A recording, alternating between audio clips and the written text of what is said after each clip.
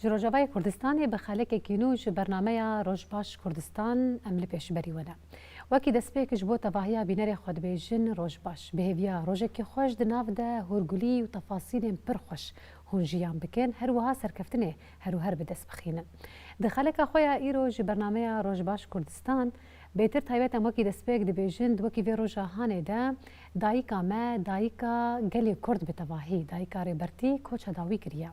وکی دسپیک جبونا مالبات سرساغیت خوازن جبونا تواهیا گلی کرد سرساغیت خوازن هر جی به دایکا خوی هجا ببیرتینن دمجرا خدا بالی دکشینن سر کسایتا دایکا خوا دایکا کی چاوا بو دایکا کی دو تبگره کی چاوا نوا مالبات خوا دکر دایکا ما گلو چاوا کاری بو اساسکی هر وها بینگه کی پر خوش لجم زاروکا خو آوا بکا کوپیرا پیرا هر اف زاروکا وی بو ریبرکی نتوی ریبرکی کومافی جن هر بحثا آزادیه دکر اف تشتی گو بحثا وی دکر و وی بینگه کو لجم کسایتا ریبری ما هاتیه آوا کرن بگومان ج دایکا خو ورگرتیه لی دایکا وی ایدی پیرا باندورکی چاوا لسر دایکن دی کریا همو هرگولی کمانی سر زمان دریا برنامه خواه به میوان خواه را گفتگو کن وکی دسپیک میوان خواه جورد ناس کرن میوان می دسپیک گلستان گلو کوردیناسیون کنگرستار جبوت بیجم روش باش بودو همو گدارن هون چما روشا وچیه سپاس گلک سپاس کن میوان می دویمین جی حنیفه محمد کوردیناسیون تفده میجبود وجید بیجم روش باش سپاس گلک هون چما نیادی روشا وچیه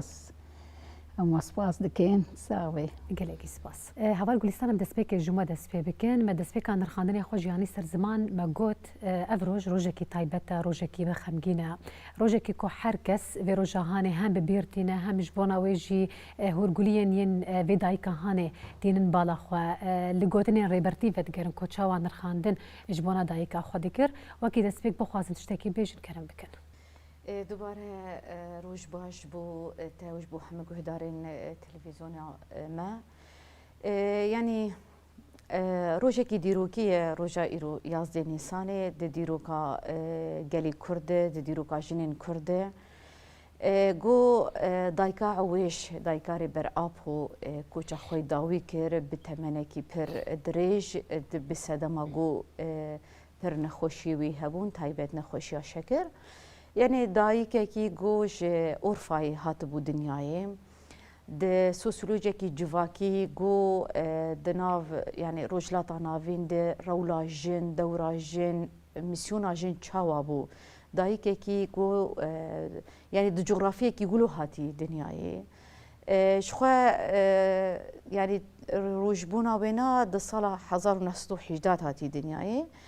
کوچاوی داویجی سال 1993 داوی بویه یعنی ام کارم بیجن عمرکی باش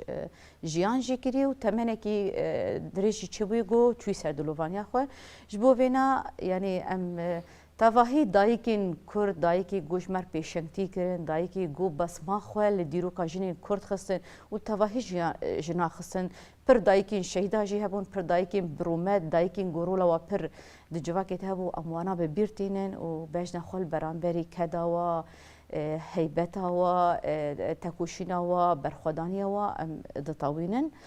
یعنی دایکا هوش دایکی کی گو پر جدایا وی هیه چما ام وی گوتر هده بیشن دایکه کی گو ریبره کی وک ریبر اپوشمر آنی دنیای یعنی ام پر گلی کرد جنین کرد پر بشانسن گو دایکه کی می وها هیه و ریبره کی وها جمر گو کاریبو پیشنتی بکه کاریبو دوزا گلی کرد دوزا جنا بکه دوزه کی جهانی إجبو وينا يعني أم وك أركا خود بينن وك بربسياريا خود بينن كو أم فيروجي ببير بينن وجبو حمقو هدارا هم جياناوي هم تيكليوي ريبرتي هي زيدتر أم بارفا بكن إجبو وينا دايكا عويش جوا دايكي خداونده او دایکی گو بعدالتی تهات ناس کرن بسرهل دیری تهات ناس کرن او دایکی گو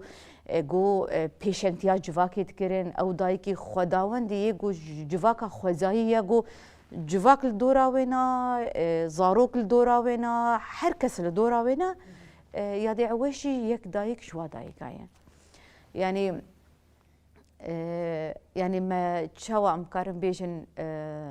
يعني ريبرتيج بر بحثا دايكا خود كش بوما دبيجي هيزا قوم قرد أساس مش دايكا خو قرتيه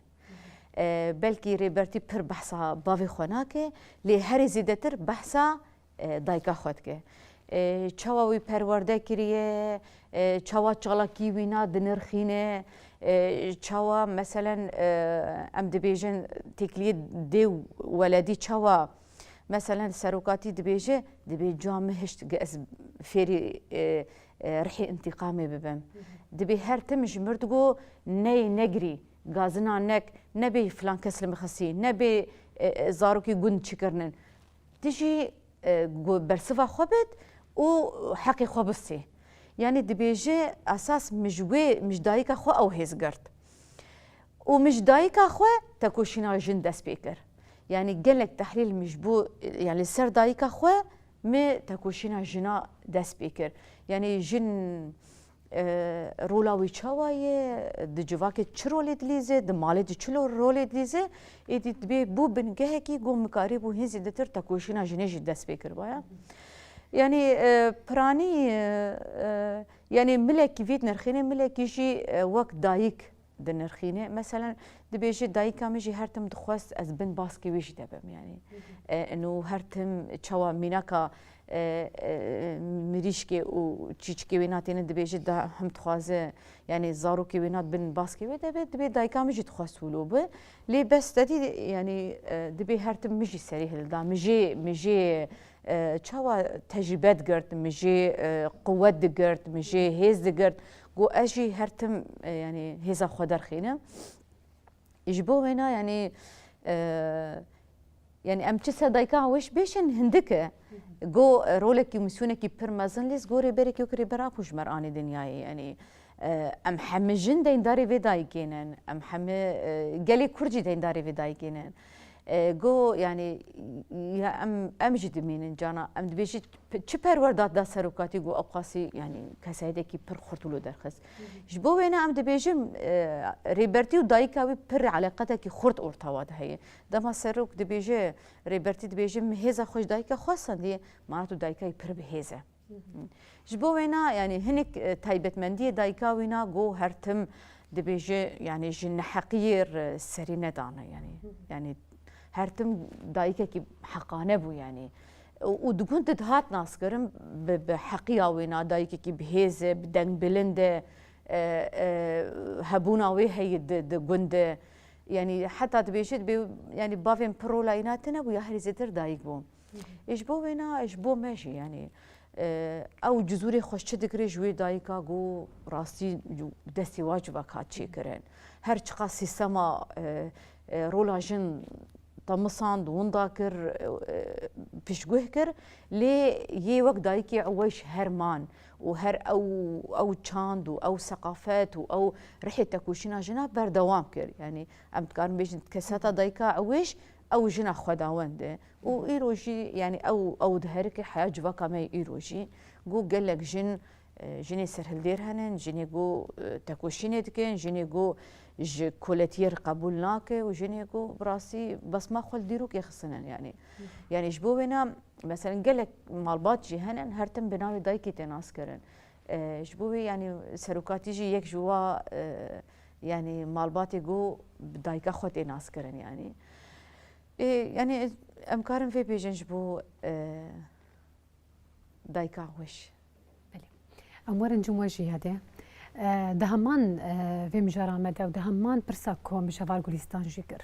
وكي دسبيك بخوازه تشتكي جبونا في روجهانه ببيجه روجاكو حركس يعني في روجهانه ببيرتينا روجكي بواتيا روجكي تايبته روجكي هر بايش جبونا هاجرن بيجن دسبيك جبو دايكن كر تايبت بخوازه تشتكي ببيجه كرم بك بلي امجي شوا وراسي قلكي سباز دكن دريا بقناه وراك وامجي هستي خو وك دايكي وك في روجي كو ام بير بينن دا الشخص دا كعويش دا حمودا كي شهيدا هرجنكي برخدير هرجنكي كو بجناتي باور اموي بحرمت سلاب دكن شخوا الشخصي دايك عويش دا بلكي هبال قولستان قالك تشيقوتن أما وكي دايك كو تشاوا حتى وكي كسايتي وكي دنيا دبي زماني دايك دايكا كو زكي وينا وك بخشكي كو زاروكاتيني دبي جن نيفي جيفاكي نيفي ديجي پروردت معناتها جيفاك تبايا قلتن كي سروكاتية جبر بينا دايكا عويش دايكاكي كو وكي خداوندكي بالنسبة هر جنيكي بتايبت وكي جني كرد راسي ابني ريني بفيني ريني املي دنيرن جبر ريبرك وكي ريبر ابو اني دنياي جبر بينا ايرو امبيزينن كو وك دايكي خداوند بلكي بخساره هنا وكي كو حتى ديا نبي عيسى وكي جنكي تكاري بيجي جنكي نابدار دوي وقتي خدا بصدا جني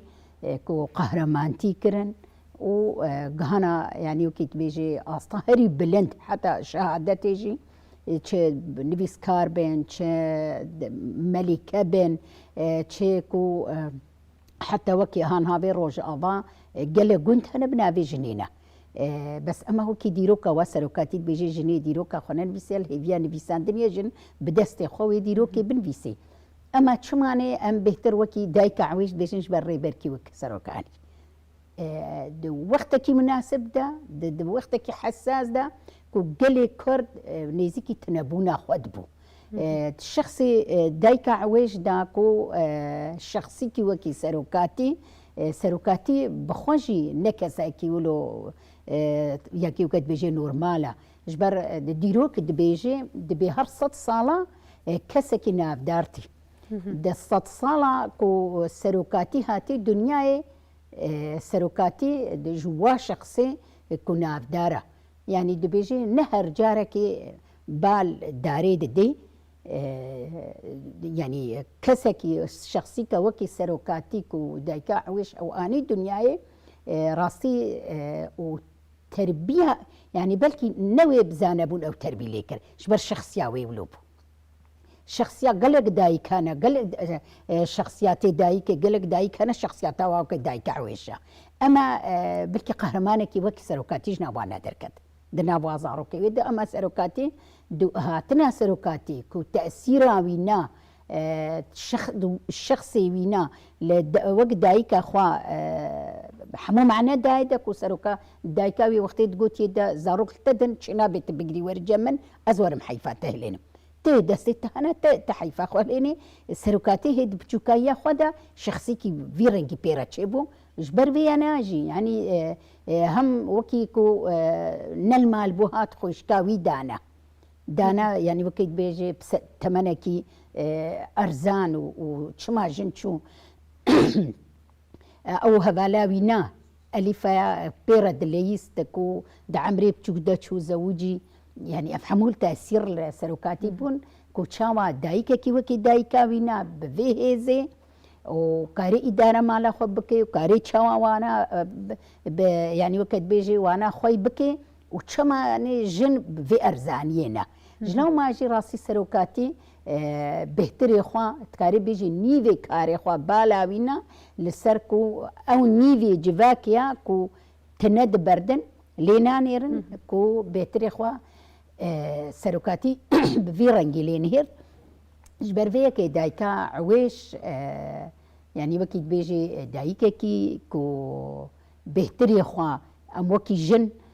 وكي جن بتايبت وكي جني كرد ام بهتر خوام وك دايكا خود بينن شماني جبر شخصك ما قلت وك سروكاتي اب وك سروك اب وهات دنياي وما في جني هاتا باراست يعني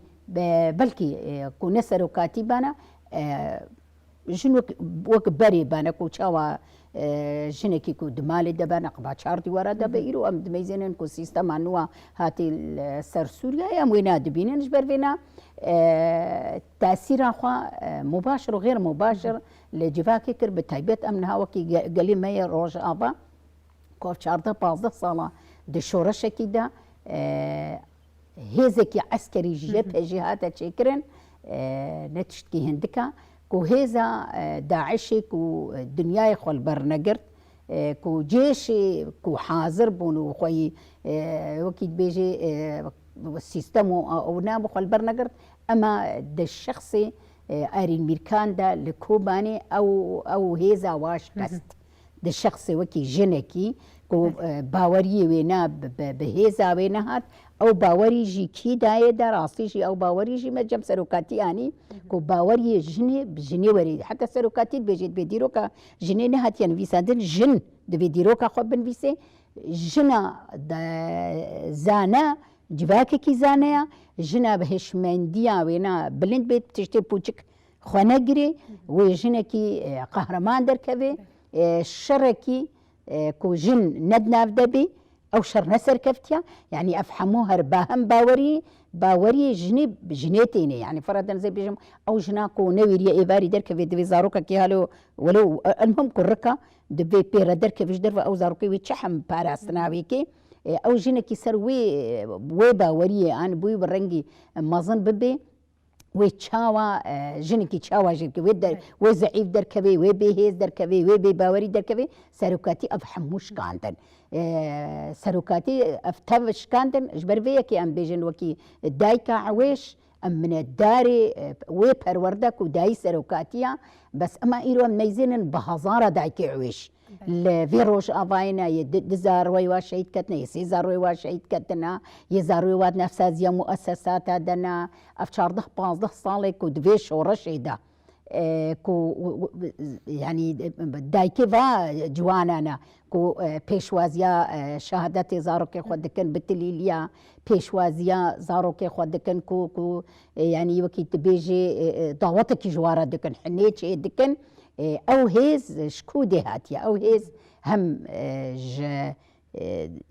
wekî dayika ewêş bîranînê wênane û hem wekî serokatî ku lawekî vê dayikê ye ku terbiya vê dayikê ye ji ber vêna rastî wekî jin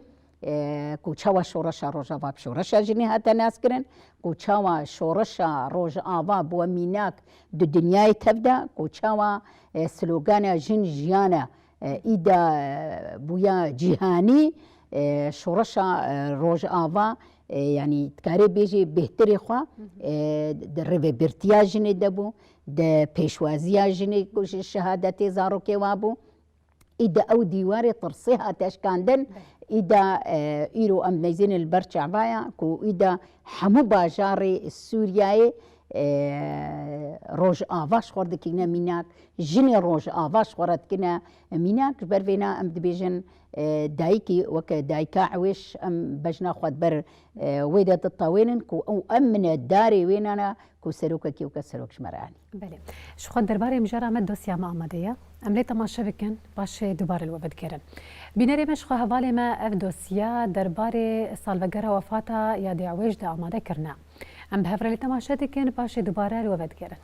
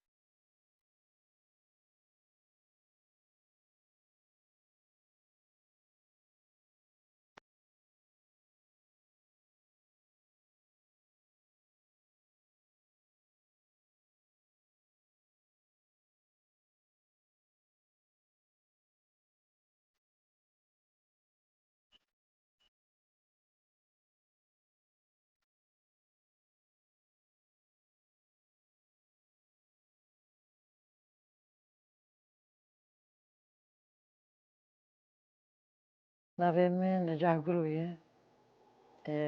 Endama İnisiyatîfa Azadiya Rêvera Po Sûrî de. Em ser dayika berê يعني خدي لزاري خو برتكبه مثلا واتينه وخديت که و پرورده دکه دمی جواکی مثلا دنوا جواکی ده جبو مثلا اگر زاروک کی شاز به دبیجه اب پرورده دایکاویه یکیو باش به و خورد به او دبی جباف والله مثلا دايك يعني حياة أخوة لسر زاري خودك دحم مراده دحم عالياده جبو زاروكن باقل بالتربية مزن بك دنافا شوره شده يعني تكوشينا قو دايك كريه زاروك خواه لسر فکر و فلسفه ری برابو خودی کریه و پرورده کریه مزن کریه دایک دم زاری وید چن نواش ورشه بسر بلندایی بزاری خواه سر بلنده و دمی گوتی مثلا دوی شاریده دایک داد که سرهلدانا دایک که گروا برچیونه دایک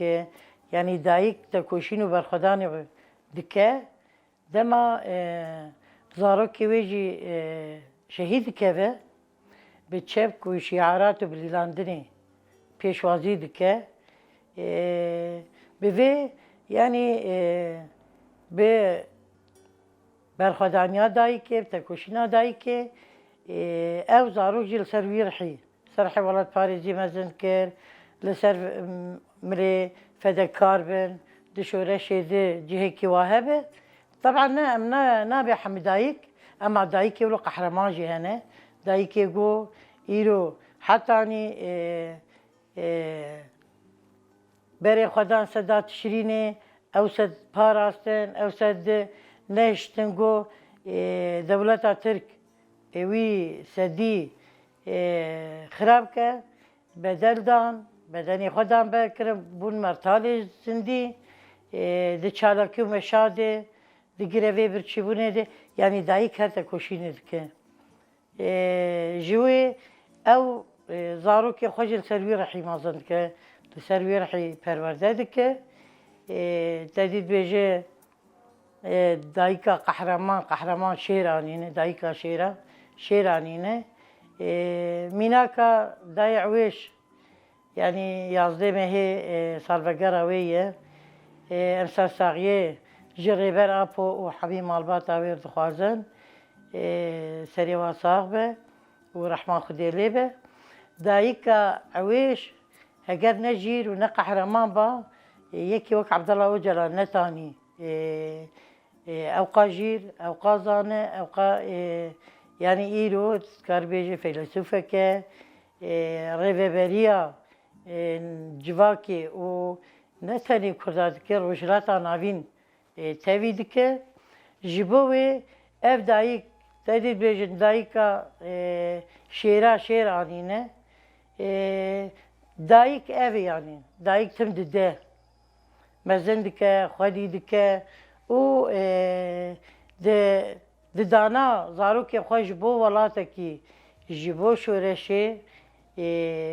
بدل ده به مقابل بزاری خارجی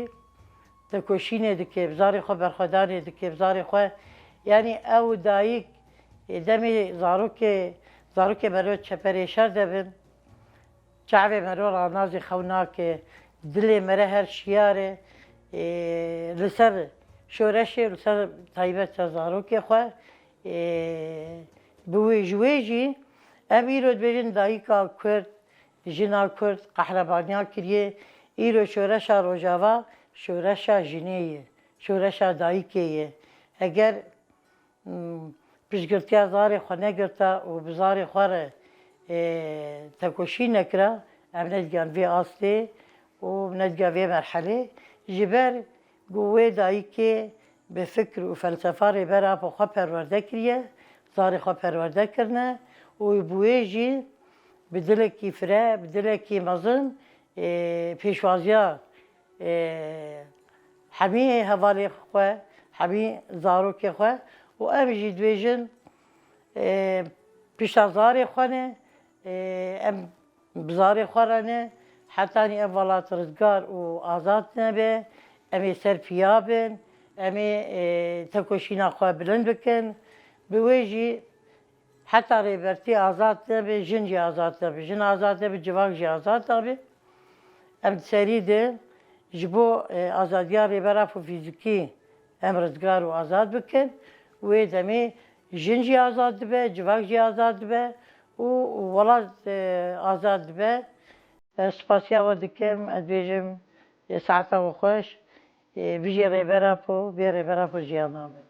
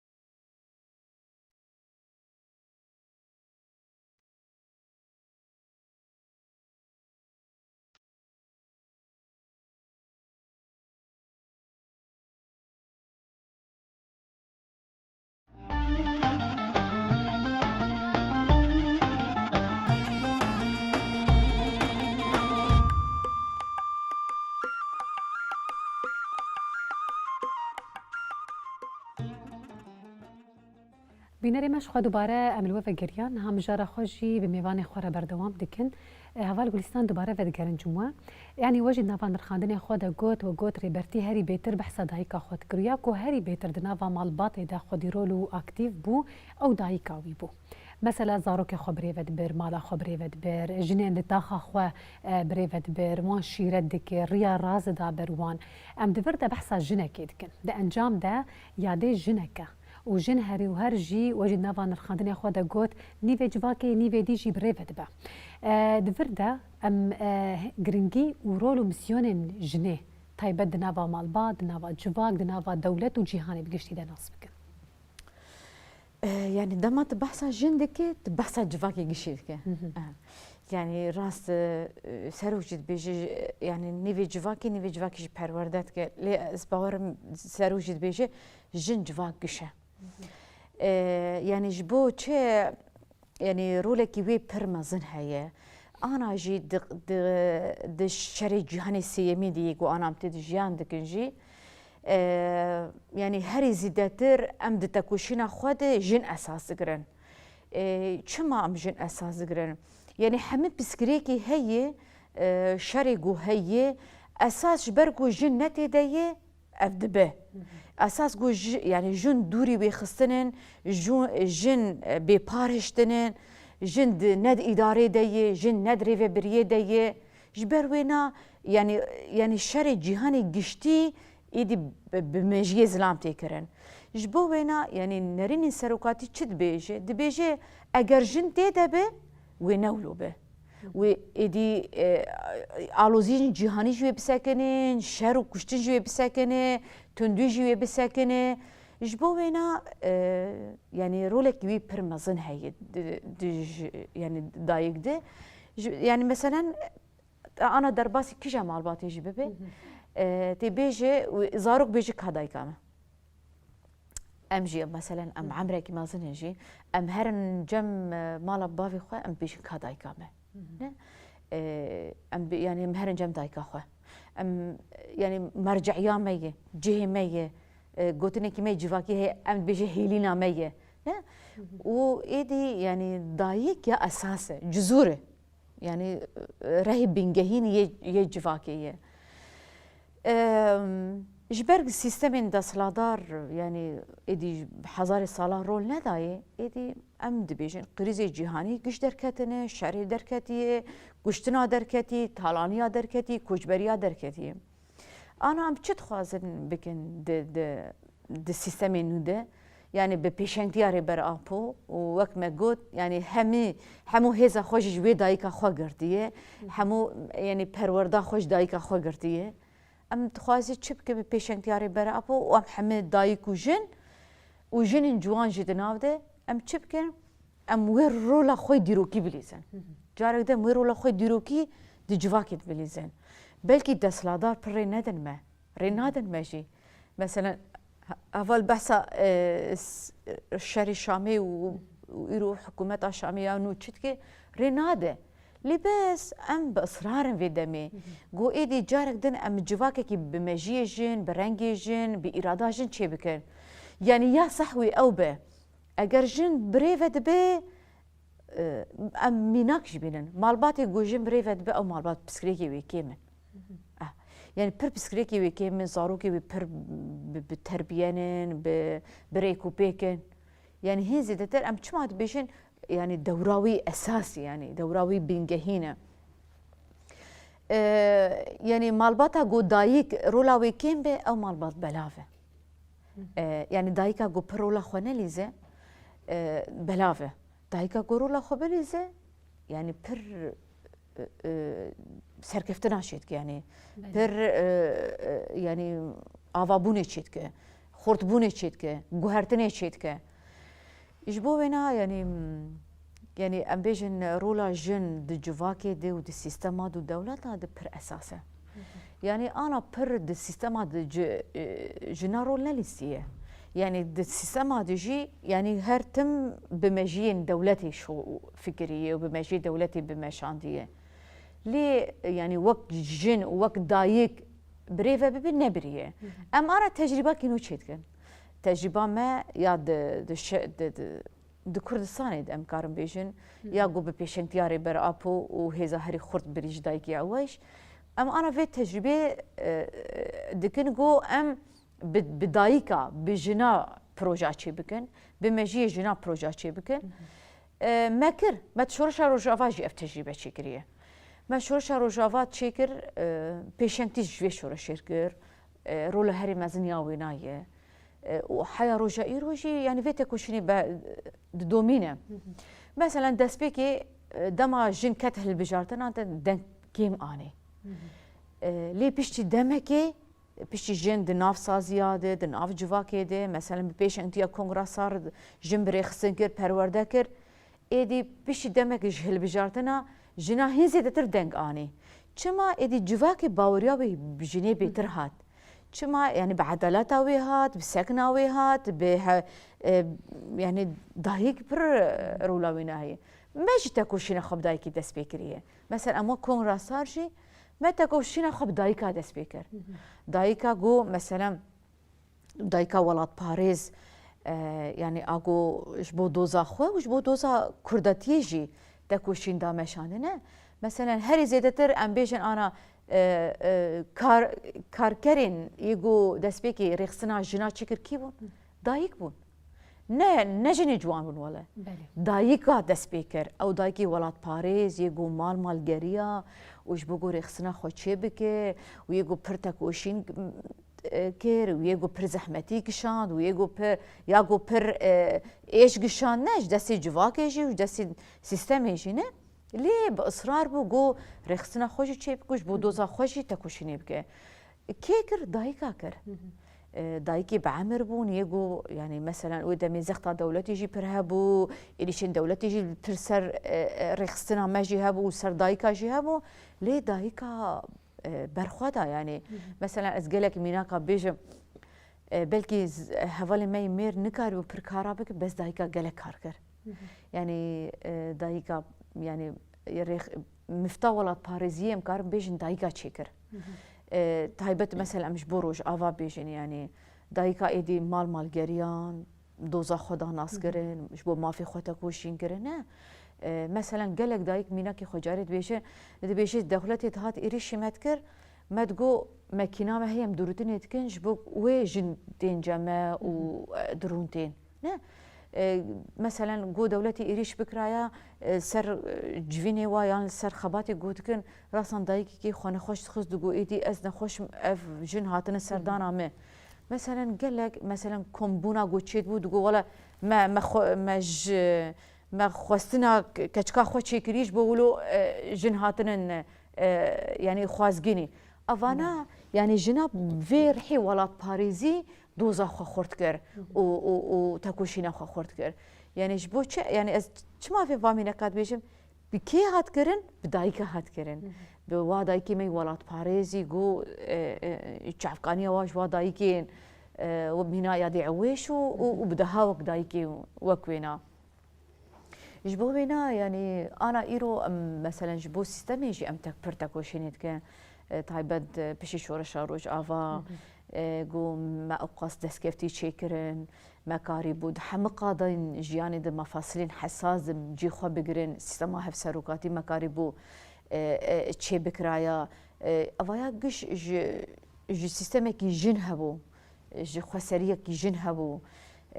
طبعا خود سبير فكر فلسفاري بر ابو ياغو هري زيدتر جه داجن مكانت داجن تايبت مندي دا تكوشينا جني ما كاريبو دشورشي تقلك دسكفتي بداس بخصانا يا مثلا هذا الحنيفه يقول مثلا هيزا باراسني يا هري اساس بو ما باراسن يعني جن ادي بو خدي هيزكي باراسني اف باراسنا وينا هشت جو دوزاوي حقيوي ناصماوي نا تكوشيناوي جهاني ببه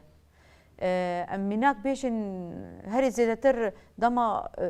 دروجي يعني هيزن دروجي الفي تكوشين نرن يا بيشي درت كاب اورتي يعني وانا جي ام تجربه كي نوجي بيجن سر بوينا في برنامجي يعني انا قال لك شاندجتين روجافاي كردستاني ام بحبتين ديجيتكن دسبيكي بيجن كونغرسار ببينن ام دسبيكي سيستما كونغرسار ناس بكين وام تكوشينا جناب ناس بكين ومثلا سيستما خوسر بد يعني هي زيادة ناس بكين جبو بينا مدوي شورشيد قال لك يعني غافين برغرينغ افيتن جبو بينا مال سراساني باكرو رجاتي سوري شكر ما بيش شنتيا جنين كرد بو لي ما قاربو بجنين عرب جي بجنين سريان جي بجنين جدا جي افتكوشينا خو بارفا بكرايا سر اصلا جغرافيا باكرو رجاتي سوري لي بيشتي هلوشاندنا هت سما باس ادي يعني بلكي كيف خوشيك كدلي هركسي سوريتي لي مخابن او كيف خوشي نهات بداو يعني بردوام كرن جبرغو هيزكي وك هذا شي هات كات مثلا شاميدو حكومتا نو ادي يعني يانو ياغو انا للشامي خوازه سيستمك دي ساعيني سما باس بمشينه يعني جبو ما في جن جبو ناس ما جن تشتكي ناس ناكه ابدا تشتكي جبو فينا نزانه مثلا روجانشي بري چند روجاشي جنكي اجي سويدا در مثلا جيفينك حاضره تبيجي ومفر تعديل جنين علوي دكن ونو كوكم كوجيل سري ما شكر اف نحقيا والسر متكر جنين واي جوان هاتن الرافاندن يعني او موقفين وي دايكا جو نيفيي وي كوري وي بيشاوي هات كشتن يعني افانا طبعا ما في جنين نزانن يعني ديسا امي اف ار كوميسيون كيف سر ملكي ديسا كيف سر ملي ماذا يعني جو امش بو ولاتك سوريا كي ديمقراط افا بكن وكي في كي بك وديسا جيم بك وديسا جيم بيشنتي بك وام في بربسياري راد جيني يجي جو ام هي زيادتر تيكلي خب تواهي جيني سوري انا خرطر بكن تايبت جنين علوي جنين درزي جنين جو يعني اوجي ام نيزي هيفن اوجي مثلا بري چند روجاجي جنين درزيجي هيزا خوي باراسني راكاندن افجي تشتي جي تجربه جو مكر صالين دريجدن تجربه باكرو روجاتي سوري جو جناب رخصن كري نكر كسك قتل عام سر بمشينه جن جو باراسنا وينا هبه کەسێک نکاره قەتل عامە سەر بمەشینێ ji bo wê na tedî her kes jî dibêje çima parastin û êdî nizam bera qesedê tevî cêşa Sûrî bibe û çawa bibe yani em nakin vê tiştê yani silahê me hebûna me ye parastina me hebûna me ye em îro parastina xwe fesih bikin wê em ê bibin dîsa wek jinên Elewî û wek jinên Dirzî قربان ji bo wê na em hewl didin tecrüba xwe bidin vajina û rastî çawa yani nermbûnik hey divî alî de erêbûnik hey divî alî de got em bikarin rastî tecrüba xwe bidin tevahî jina. Belê dosya me dî jî amade ye lê temaşe dikin paşê vedigerin cimiyadê nirxandinê wê jî ji bo berdewamiya bernameya xwe jî her û her guhdarî dikin. Bînerê me ji xwe dosya me yê çîrokên zarok amade ye kam lê temaşe bikin paşê dubar we vedigerin.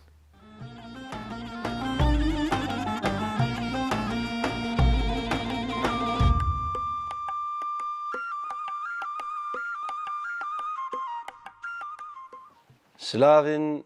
germ li we temaşevanê me xoşewîst. Hûn herdem di xweşiyê de bin. Em herdem hevdû ser xweşiyê bibînin. û carek din em bi hev re katin xweş û demin xweş bûbirînin bi bernameya dosya çîrok. Çîroka me îro çi ye? Çîroka me li ser gura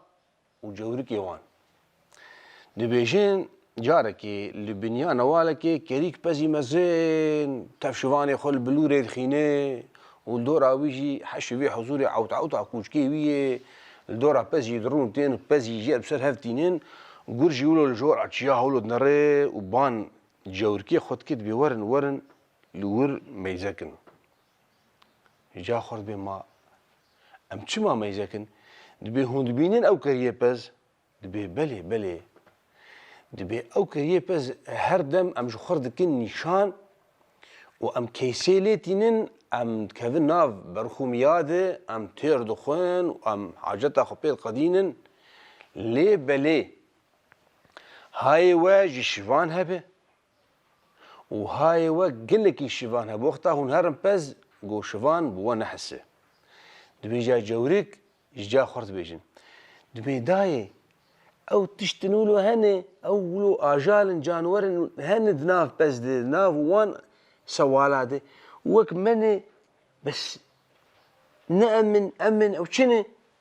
Gur ji cewrikê xwe got belê ew jî got pismamê me ne ji me ne ji cûreyê me ne lê belê hayê we ji wan hebe ê herî em ji wan ditirsin û herî mala me xera dikin ew ê wek me û ji cûreyê me ne û dişibin me li ser wana wilo navendiyê deynin hayê xwe ji wan bikin ew mala me xera dikin. Belê sûda vê çîrokê çi ye? Yani di gelek wara de û di gelek helwesta de û di gelek problema de problemên gelek mileta de êşa wan çi ye? Wek salfa êşa gur û kûçika gura digo kûçik ji cûreyê me ne û mervê me ne lê ew nahêl em nêzîkî bez bibin em fêdê jê bikin mala me li mîratê gerandine timî hişyariya cewrikê xwe ji wan dikir guhayê te ji wan hebe. Di vir di sûd çi ye temaşevanim? Di vir di sûda wê bêguman yani li ser gelek gelan û miletan tê wek dibêjî bi watekirin milletên ji hev kesên ji nefsa hev ji eynî netheweyan ji eynî olan ji eynî eşîran ew bi xwe bi xwe hevdû dixin xefk û dehfa bi xwe bi xwe hevdû wêran dikin di vir de ev çîrokihan vê ji me beyan dike mero hişyariyê gelekî ji vî tiştî bike ji ber gelek caran mero ji ê xwe mero dibê dema ne meqûl e ê ji mero ya birayê mero ya xwedê neke ji eşîran mero ya ji nethewa mero ma wê çi bike belê gelek cara divê insan hişyar bê û haş xwe hebe ji bo got wek vê çîroka gir û tiştê got got li me neyê. Em hêvîdarin got Mesûd jê girt ta carek din hûn bimînin xweşiyê de temaşevano hûn her şad bin hûn her kêfxweş bin demê we xweş bin gelekî bi xatirê we.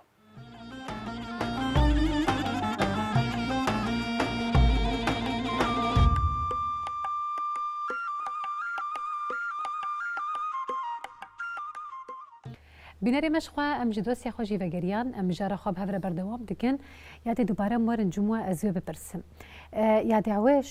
هەروهەریانی مە باش نرخاندنش بۆ کەسایەتا وێ ڕۆلا وێ ناوا جوواک و ماڵباتێ دەکرد باندۆرا وێ لەسەر ڕێبەرتی کرد ئەزنێکی باندۆرا یادێ لەسەر دایکی خۆی کوردیش تەناس بکەم دوو وەکی دایکێکی وەکی دەستپێک چ قۆیسی کەسایەتا وێ و تشتێ نیەن لەسەر کەسایەتا وێ و بەلکی کێم زێدە هاتنە گوتن هەن تشت بەلکی مەسەلا دەرفەت نەبوو کۆوەرە گوتن ژی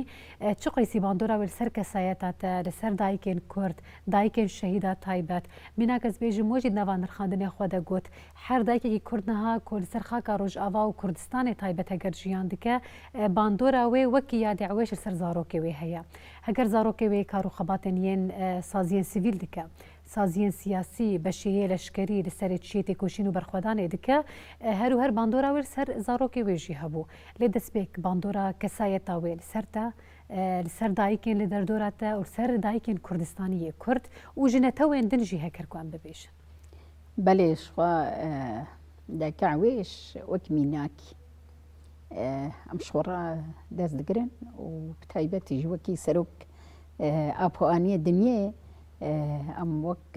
قوت ساڵێکی لێ دنهێرن ڕاستیژی وەک کۆچار بە مەزارێکی دایکاعی وێش بنسبەت هەر دایکێکی ما و ڤی ڕەنگیە ji ber vê ne belkî îro bi hezara dayikê şehîda hene bi hezara xwîşk û hevjînê şehîda hene û bi hezara welatparêzê ku 24 saete tekoşînê jî dikin hene ekî de tesîrekî dibe ama em dîrokî jî vegerin wekî jin me got mînaka wê ne dayika ewêş û bi seda wek dayika ewêş hebûn ama çi cudayî çêbû di neqebava dayikê berxwedêrê ku wî çaxê û berî dayika wê jî di wir de rêberkî wekî apo hat yani wekî dikarî bijî mifta an cihekî tewasilê bû di neqeba civakê û hişmendiya civakê de ji ber vê ne îro em mêzînin civak jin û mêra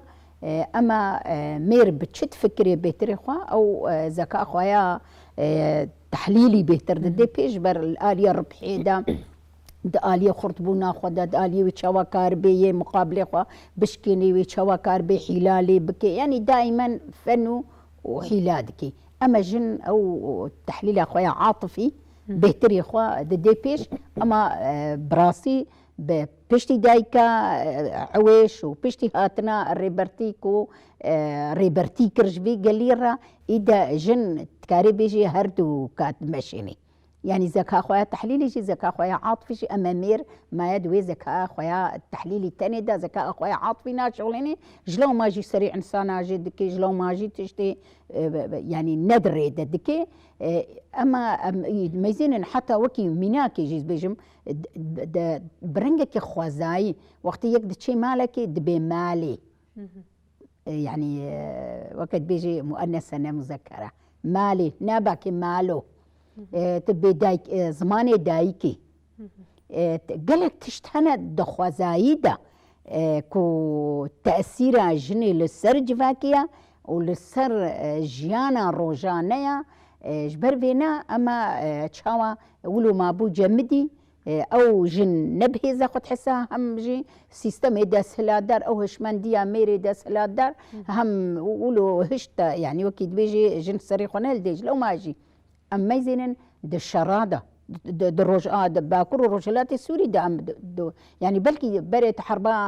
şerê yekemîn û şerê duwemîn yê cîhanî bi hezar insan hatine kuştin û du nizar çawa bû ema me nedît belkî me wekî gotên pê bihî me bihîst û me kitêba de dît ema me nedît ema di şerê bakur û rojhilatê Sûrî de şerê Sûrî de em diwaqe de bûn destê xwe tim tavêjne jinê د شنگالê de me dît bi hezara jin hatine firotin jin ixtîsab bûn zarokê jinê pê jinê ve dikuşî yani wekî jê re dibêjê ez evim ew hêza jinê ji bo bişkênê ew wê hêzî li cem jinê bişkênê di şengalê de me dît و عفريني دا مديت وسركانية دا جريس بيدا تشاوا ي مقابلتي غازية أنا وكفردا الشرد كيف في رنجي داعش بهزارة جروبي تشتاهبون أو جروبي تشتايكو إيرو بدولة تركيا يعني دولة تركيا بخوابي تشتكي يعني بدنجي وايا أريكرنا وانايا دستي خطافيش نجني أما جبر ريبرك هبو وكي دايكا عويش هيز جناش خورديد نكرن كلام بينش كستن وشوا بردوام هاتكرن راستيجي يعني بلكي كو أف قهرمانيا كو جناءاني شرفاني كو دسبيكي تفجر آزادية دو كفلا ساكنة بو أفلا فيان بو أفلا زكية الكان بو بهزارة جنبون كو قهرمانتي كرن أمد الشرشة روج آبادت باكر روجلاتي السوري دا قهرمانتيا كل سرع رديبو وكي جن وكي أيرين ميركانا أفستا بالصدايا بهزارة يا من كان بيجن والله هجماري درباستكي حتى وكي جني يعني أفدج مني يعني أفهش من ديا مير أمنا بيجن دجمن الكودي بي بس أوهش من ديا مير أوهش من ديا دس اللي دار ويتشاوا كاربي قسن جابكي ويتشاوا كاربي سركفتني بكي جبو جباكي شخصي جني دا تنم بكي دس خوتا في جني هجر جنا كرد يعني جنا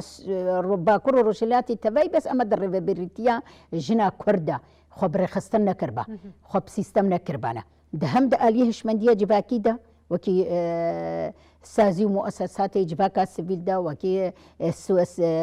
مؤسسات إدارة ذاتي دا وكي سيستما مجلس كونغرس داره دكو 2005 هاتا آواكرن بريخستنا جني أساسك جيرداني وكونغرس دار يعني تكاري بيجي بينجه ريخستنا جنيا حمو سازي مؤسسات دفي سازي دفي مؤسسة خسر دا هاتنا داقرتن وهاتنا آفاكرن وبروردا كرن وهشمندية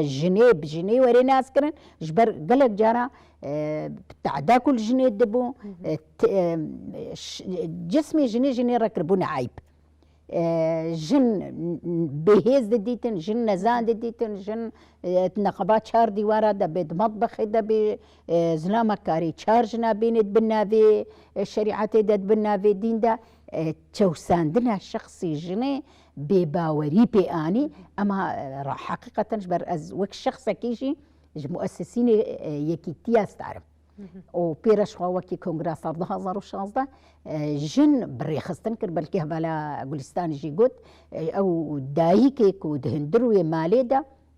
كويتش اخي ودايكا بالشخص دايكا عويش الناس كنوا بيت اسير بونو بي باور بنكو شخص كي وكا سلوكاتي اني بلكي او هيزا من وك دايكا عويش نبو بس اما من خص اس ولو هندك جيبي اس وك شخص كي ويبكم از زاروكي خوا برحكي ولات باريزي برحكي باش بيت ما بيشو هر دايكا كي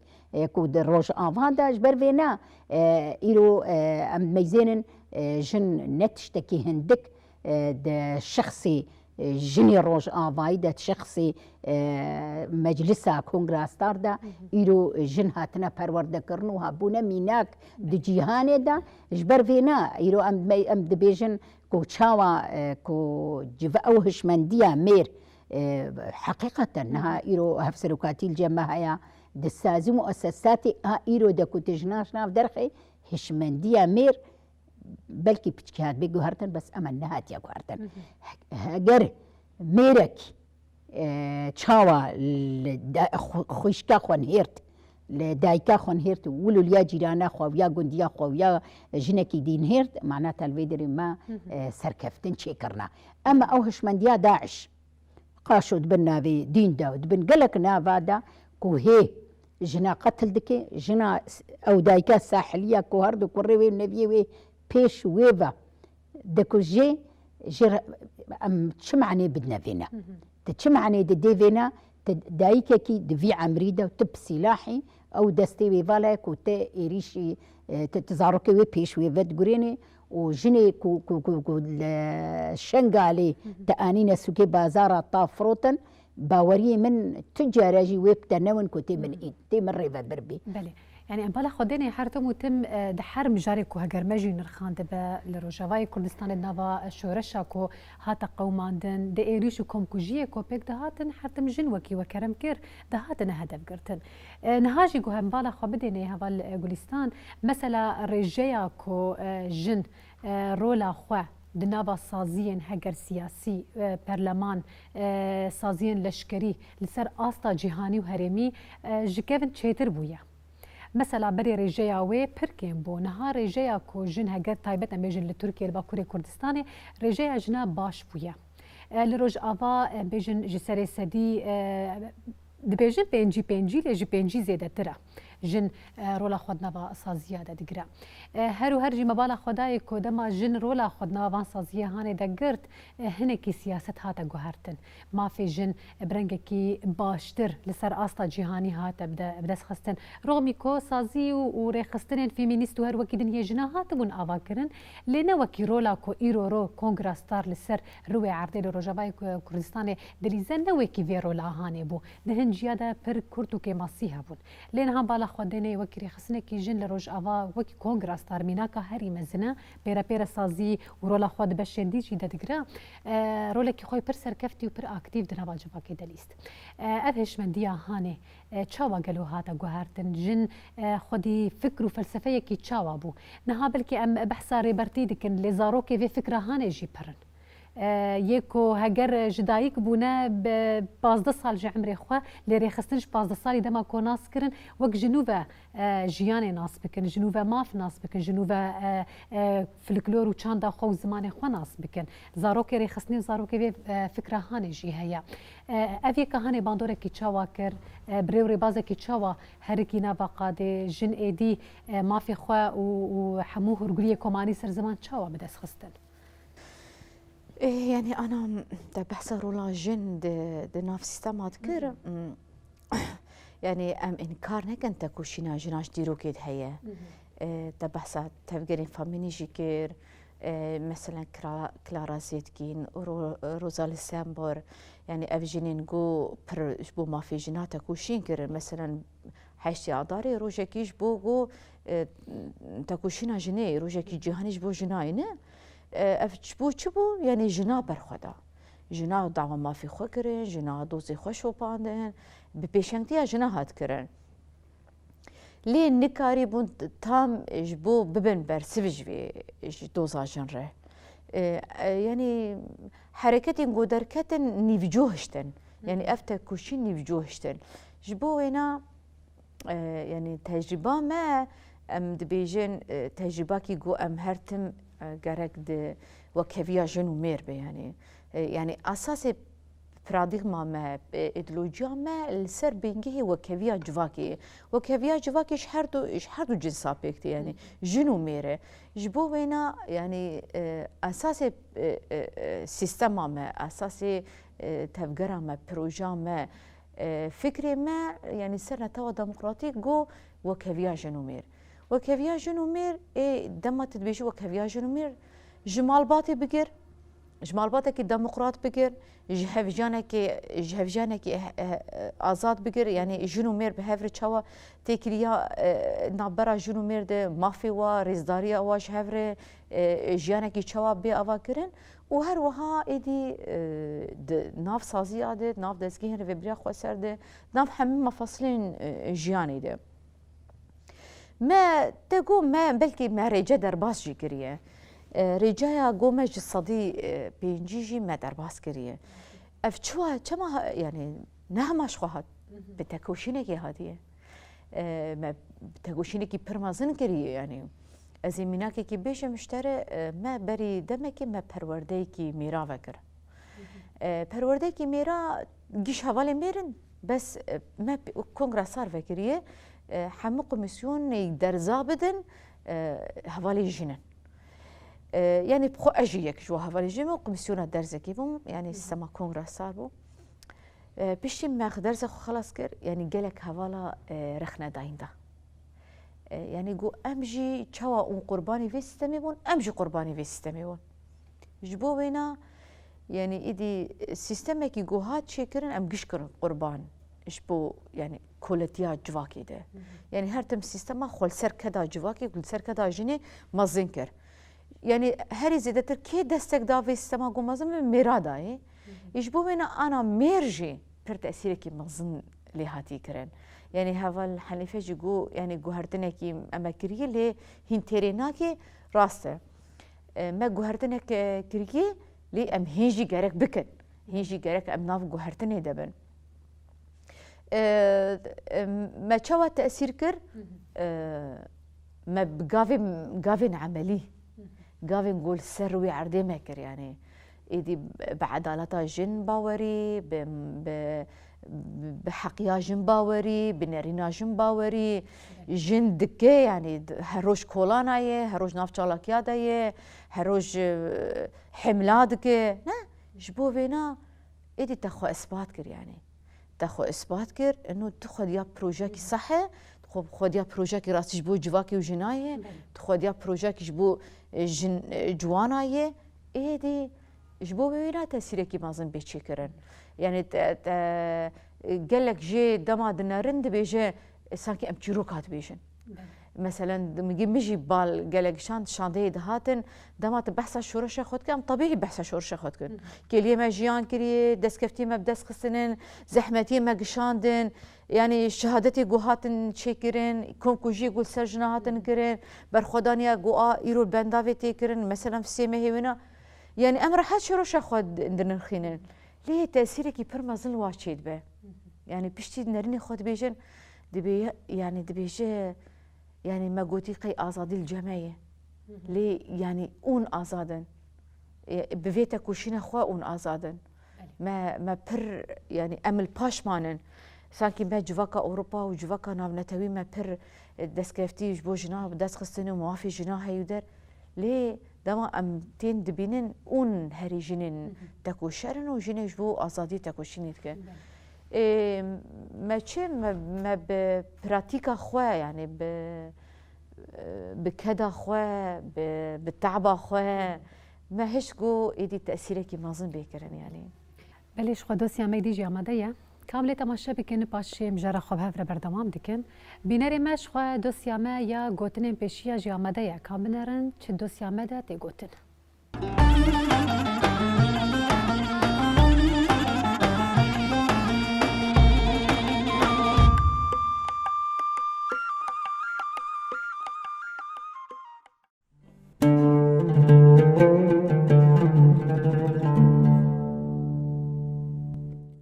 گوتنین پیشیان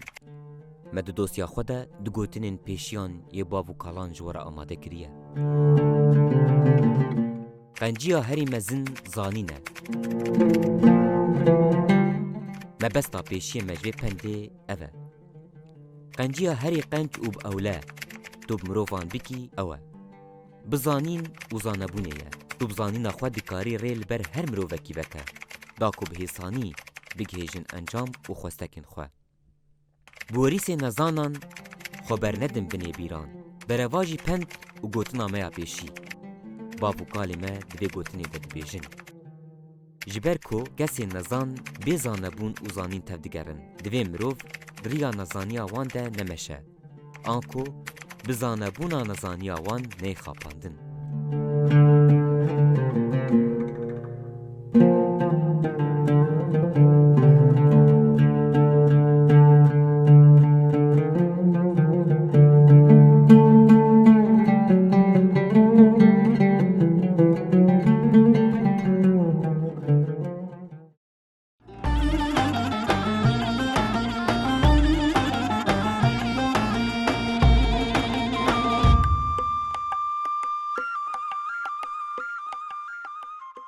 بیناری ما مش دوسیا خوشی وگریان هم جرا خواب هفره بردوام دکن یادی از ویش تبه پرسم نوا مالباتی ده یعنی ام بکن دکن راست دیرو که ده دایک هر تو متم رولا خو یا ارینی یا ایجابی دنوا جواکو کلانا خود دلیست لی پیرا پیرا بده سلا داریه را و بسیستمین چوتره دهن ملاده که کرتو که ماسی چی بون نها دایک گرک روله کی چاوا دنوا مالباتا خود بلیزه لبو تفگره کی چاوا بکه دانو استندنه کی چاوا بزارو که خوره بکه تا کو ام بیجن جواکا ما برنگی هری خوش هری ساغلم بکاربه جیان بکه هر وها سیستم دردوره یعنی نشر تایبت نه تشتین ین چوتی کو جار بجار خوازن باندوره لسر جوانا و جنین جوان جی بکن نه او کرن جن دکاره و تایبت دایک روله کی چاود نوا مالباتا خود بلیزه بله شخوا دوره کی تشوا کو ام دجواکی داد بجن دوره هری اساس یا دایکیا یا جنیا تکاری بیجی گریده وینا دمالی ده کوچاوا سلایاتنا یعنی دی و باب ها یعنی جنو میر هایا میر کاریج دربا تم یعنی وکید بیجی دربا دکیش بر نهر جنکی خوندوانا و درکوی چه وظیفه و دره جن اساسا هندروی مالی ده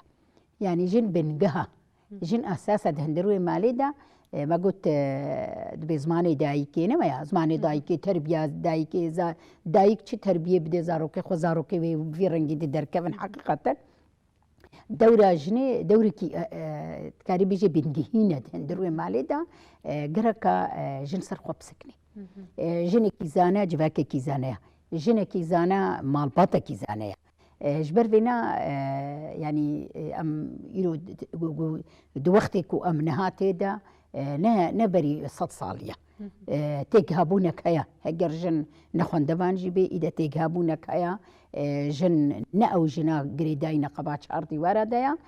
وكي بربرسياري كي جركا بافيجي سرمليخوا نا يعني تشوا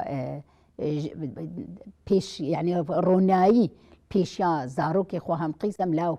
يعني راستيجي بلكي قلق جرا ام دايما ام تم جنيفا جريدن وكي قيزاب ديفا جريدن بس لاوش يعني جبر وي او لاو انينا وي او قيز انيا بربرسياريا وينايا هم راحكي ولات باريزي اركو مسيوني مايا ام وكي دايك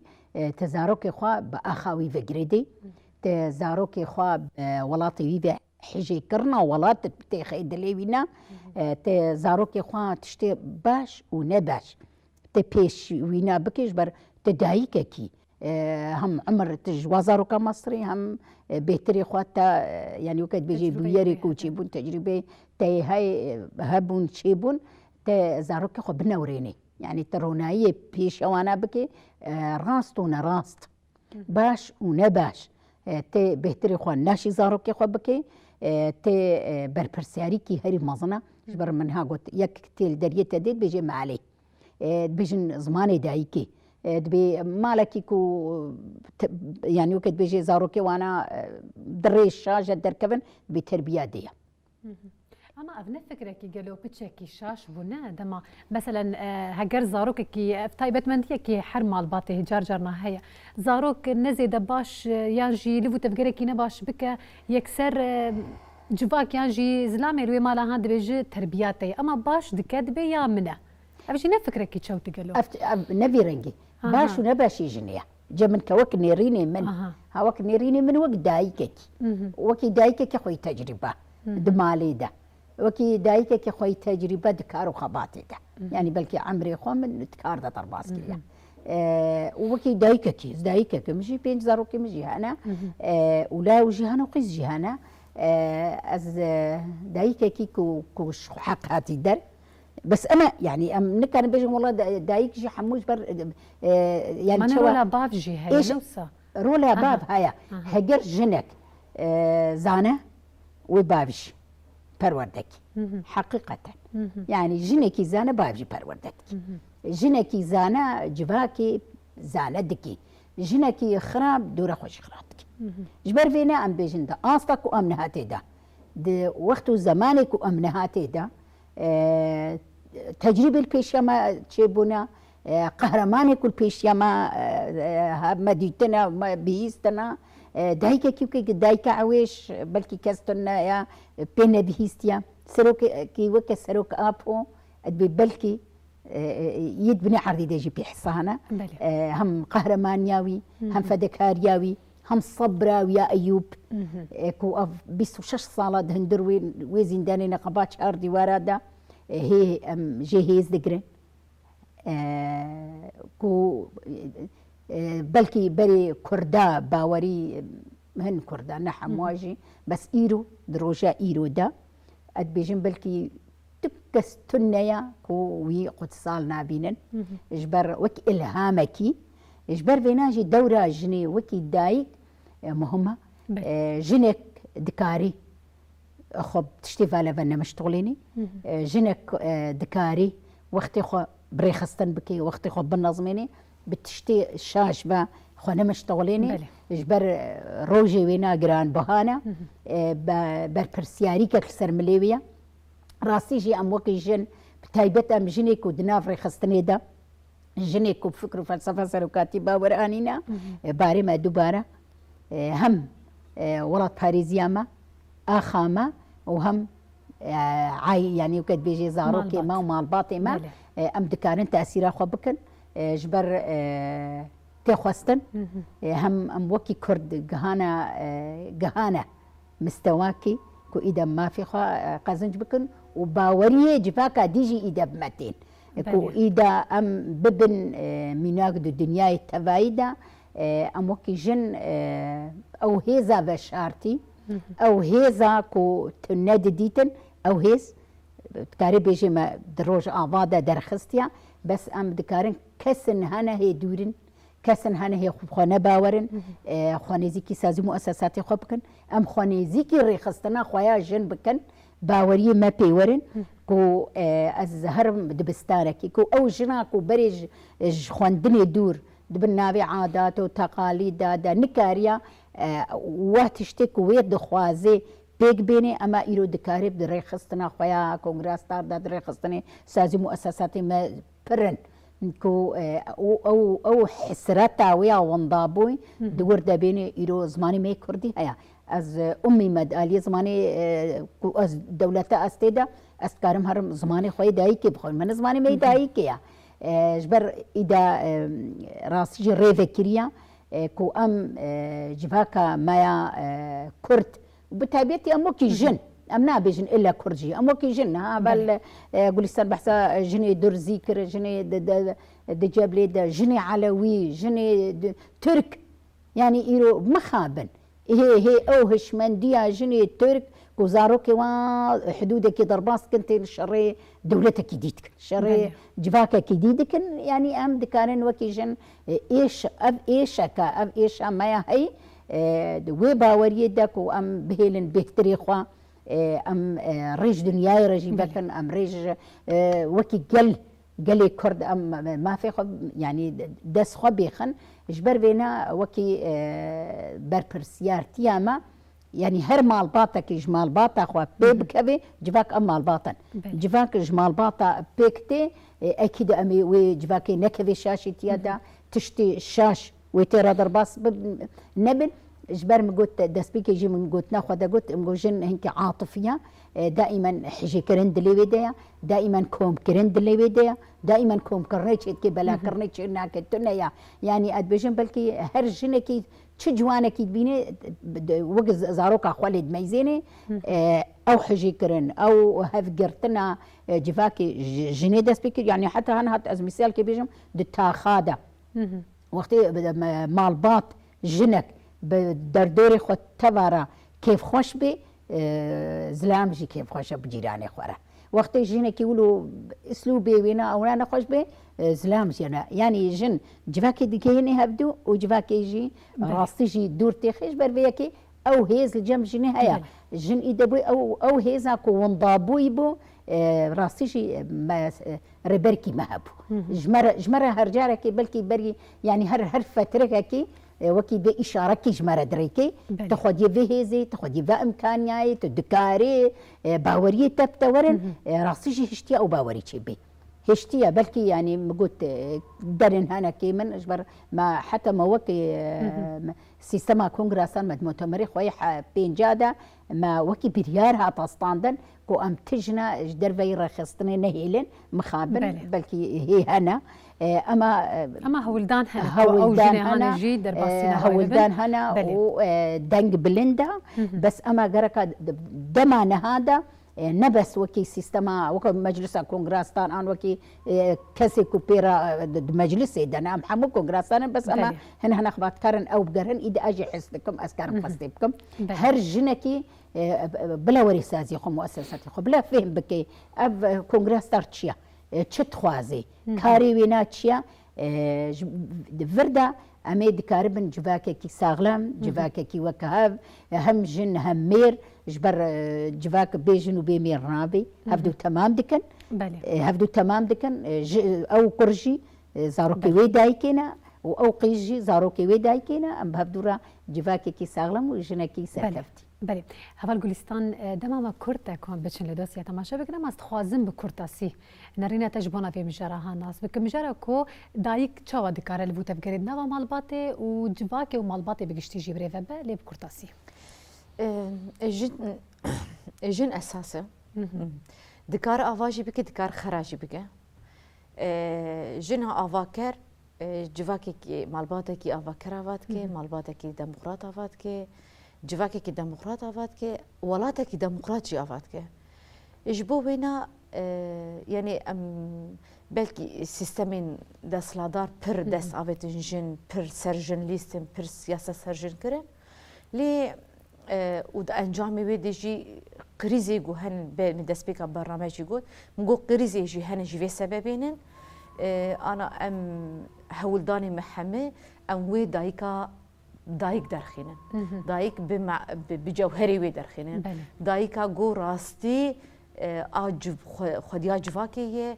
آجواکی پروردت که آجواکی زانت که آگو راستی وقت دایکا عوش گوری بری که وکری بر آپو پرورده کر و اش بردرخست یعنی ام همو هولدانی ما جبو دایکا و جبو جنا افه گو پرورده کی راست بدن زاروکی خواه نوی خواه دردورا خواه جواک خوگشتی کو ام هزی دتر جواکی کی ساغلم آواب که جواکی کی بهشمندیه کی نرب بهشمندیه کی گو هر کس هبدو قبول دکه همو جواک هبدو قبول دکن کردک عربه کی جی قبول بکه عربه کی کردک کی جی قبول بکه دایک عرب جنا کی کرد جی قبول بکه جنا کی کرد دایک کی عرب جی قبول بکه و هزی دتر ام بکاربه جیانک راحت جیانک وکهف جیانک آرام ام آوا بکن تاکوشینا مدفع درباره دیه. بله. کام بچه نداسی خواهد تماشا بکن باشه ودگرم لآخافتن و نرخاندنی وی هری داویجی ام هفره گوداریت کن. بینری مش خود دوسیامه چند جی آماده یا کام لی تماشا بکن دوباره لو ودگرن.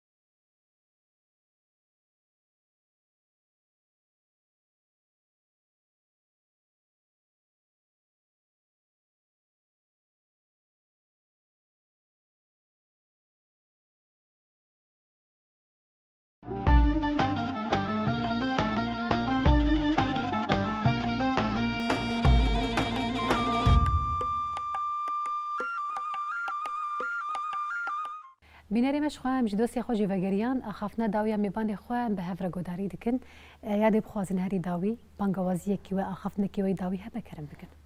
اما gelekî spas dikin rasî wele yani wekî bêjî hindik jî bêt vê rojê de ku me hestê xwe د شخص دایکا عویش دا ما کاری بو ام بدن شخص وی ده همو جناجی ام بیر بینن اد بیجم گرکا هر جنکی الگروا باوریا بی الگروا باوریه کو او تیگهای بی خال رخصتنی خو کوم بکی باوریه خو بخوبینه و کو کار بی یک دستی ام وکی جن دستی خو بدنا هبدو کو ام جارکدی پاش دانه وگرن ام پیشکتنا چی بکن و ام کوچاوا شورش روش آباب شورش جنی حتی ناس کرن ام گور وی و بیرو باوریا بن. بله گلکی سپاس که جواب پشداریته. گلکی سپاس. هوا گلستان بخواز هری داوی تشتکی بیشه کرم بک. اجد بیشم دوباره سرساقیش بو تایبت ریبر آپو گو ام یعنی وکیرو دایکا عویش چوی سدلوانیا خو سرساقی هم جبو ریبر آپو جبو تواهی مالباتا یادی عویش و ام ما بوینا یعنی سالوگرا کوچ بور یعنی دلوانیا یادی عویش مکاری بو هنزی در کدا خو برخودانیا خو یا وقت تایبت دکسیتا یادی عویش دم هنزی در آنی سر زمان و ام بکاربن هیزی دتر ویت کوشینی مزب بکن مالی حموجنا و ام بیجن یعنی ام ویدم باصرارنگو ام نوی عشتارن نوی ستارن نوی وکی یادی عویشن و ام بکاربن تکوشینا و هیزی دتر ماین دبکن و بلا بکن. گلکی سپاس دکم جو پشداریا و ساعتا خوش به. سپاس بوده. گلکی سپاس. سپاس. گلکی سپاس دکن. بینەری مە سپاسیاوت کن کۆ بخۆشی حتا vêkeliya hanê li me temaşekir dubare rojekî xweş were hêvîdar dikin lê rojekî newekî rewşa hewayê Rojavayê Kurdistanê belkî we jî diriya bername me de bihîst ku îro pir ba pir dengê baş jî bêguman di bername me de xuya dikirin dubare ji bona wê dibêjim gelekî spas dubare rojekî xweş û geş ji were hêvîdar dikin her û her dibêjin roj baş.